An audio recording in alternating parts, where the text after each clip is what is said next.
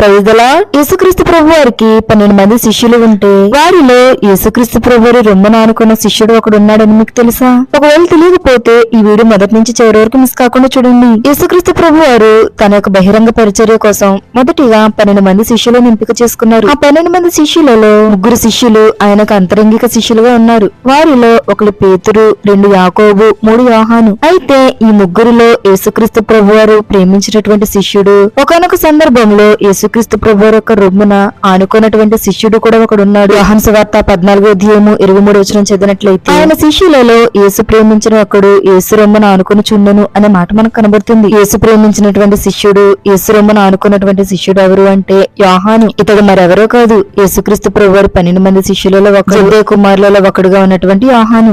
యోహాను జీవిత చరిత్ర గురించి మీరు పూర్తిగా తెలుసుకోవాలి అంటే ఆల్రెడీ యోహాను జీవిత చరిత్ర గురించి మన ఛానల్ పోస్ట్ చేయడం జరిగింది, కావాలంటే చెక్ చేయండి. Praise the lord.